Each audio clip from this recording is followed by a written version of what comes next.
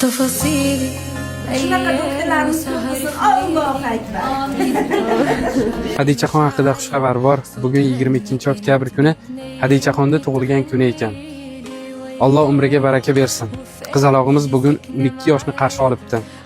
Taqdirida shunaqa kunlar yozilgan ekan. Bu ham albatta Allohning sinovi, bu kunlardan o'tib ketadi inshaalloh.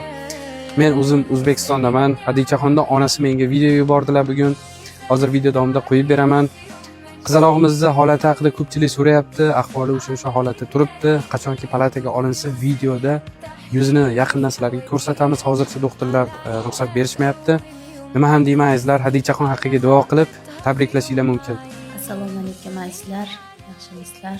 Bugun 22-oktyabr 2025-yil. Hadichaxon 12 ga to'ldi inshaalloh.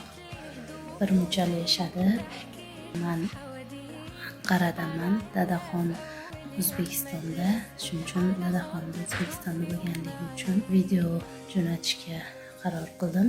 Hammalaringdan so'rab qolardim, bugun ham qo'llaringni duoga ochib, shu qizimni umriga, rizqiga barakot so'rab, shifo so'rab, duo qilib berishinglarni duo qilinglar. بص مني على